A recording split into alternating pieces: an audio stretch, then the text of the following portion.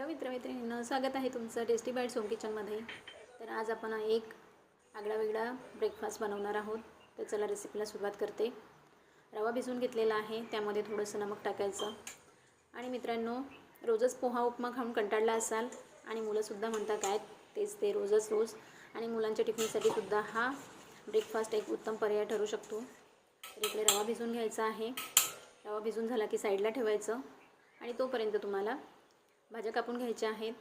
एक शिमला मिर्च घेतलेली आहे, त्यातल्या सगळ्या बिया काढून घ्यायच्या आहे आणि शिमला मिर्च चॉप करून घ्यायचा आहे बारीक। शिमला कापून झालेली आहे।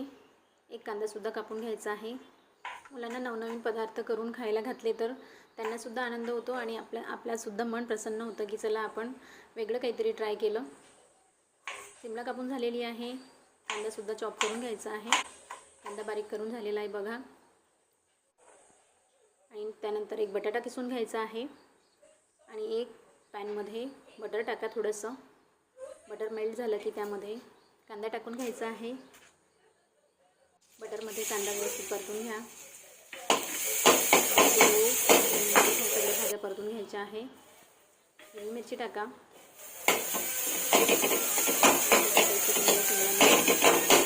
कांदा मिरची परतून झाली की लगेच टाकायचं आहे त्यामध्ये आपल्याला शिमला मिर्च। चांगलं परतून घ्या आणि त्यानंतर एक बटाटा किसून घेतला होता तो सुद्धा ॲड करा। आणि ह्या सगळ्या भाज्या शिजायला मित्रांनो जास्त वेळ लागत नाही, 5 ते 10 मिनटामध्ये मीडियम आचवर अगदी शिजून रेडी होतात। भाज्या व्यवस्थित सोते झाले की टाकायचे तुम्हाला चिली फ्लेक्स आणि चाट मसाला, ते सुद्धा ॲड करून घ्या। हे सगळं परतून झालं की एक अर्धी वाटी स्वीटकॉर्न उकळून ठेवलेले मी ते सुद्धा ॲड करून घ्या। आणि हल्ली बाजारामध्ये खूप स्वीटकॉर्न मिळायला लागले आहे, तेव्हा तुम्ही स्वीटकॉर्नपासून नवनवीन पदार्थ बनवून घरच्यांना खाऊ घालू शकता। शेवटी तुम्हाला टाकायचं आहे बारीक कापलेला कोथिंबीर। आणि स्टफिंग रेडी आहे मित्रमैत्रिणींनो। नमक ॲड करायचं राहिलं होतं, सो मी नमकसुद्धा टाकून घेतलेलं आहे।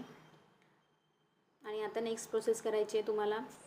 रवा भिजवून ठेवलेला होता आपण, तो सुद्धा घट्ट झालेला आहे। थोडं पाणी ॲड करा आणि विस्करच्या मदतीने त्याला व्यवस्थित फिरवून घ्या। माझ्याकडे विस्कर अवेलेबल नव्हतं, सो मी चम्मचने फिरवलं। विस्करने फिरवलं की काय होईल, बॅटर अगदी स्मूथ होईल आणि व्यवस्थित पसरलं जाईल। थोडं पाणी ॲड करून बॅटर रेडी झालेलं आहे। नॉनस्टिकच्या कढईमध्ये थोडंसं बटर टाकून घ्यायचं आहे आणि त्याला मेल्ट करून घ्यायचं चम्मचच्या सहाय्याने। आणि सगळीकडे व्यवस्थित पसरलं की त्यावरती थोडं करून बॅटर टाकायचं आहे। अगदी एक पतली लेअर झाली पाहिजे अशा प्रकारे तुम्हाला बॅटर टाकायचं आहे चम्मचच्या सहाय्याने, किंवा आपण कढईला सुद्धा असं गोल फिरवून बॅटर अगदी व्यवस्थित पसरून जातं। तर इकडे मी बॅटर टाकून घेतलेलं आहे बघू शकता।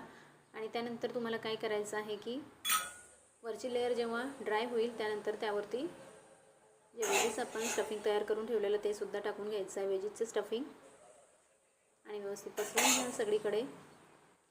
वेजीस व्यवस्थित पसरून घ्यायचे आहेत तुम्हाला। आणि त्यानंतर टाकायचं आहे मोझरेला चीज। मोझरेला चीज सर्वांनाच आवडतं, लहान मोठ्यांना। सो मी खूप सारं चीज टाकून घेतलेलं आहे इथे, मलासुद्धा खूप आवडतं। आणि चीज मेल्ट होईपर्यंत तुम्हाला काय करायचं आहे, त्यावरती झाकण ठेवायचं आहे आणि घ्यायचं आहे त्याला। तर इकडे बघू शकता तुम्ही चीज थोडं मेल्ट व्हायला लागलं आहे। आणि त्यानंतर झाकण काढून घ्यायचं आहे आणि चम्मचच्या सहाय्यानेच त्याला रोल करायचं आहे। तर अशा प्रकारे बघू शकता इकडे तुमचं वेजीस चीज रोल अगदी रेडी आहे। मित्रांनो, तुम्हाला माझे व्हिडिओज आवडत असतील तर चॅनलला नक्की विजिट करा। टेस्टी बाईट्स होम किचनला सबस्क्राईब करा, व्हिडिओला कमेंट करा, लाईक करा आणि चॅनलला सबस्क्राईब करायला विसरू नका। थँक्यू।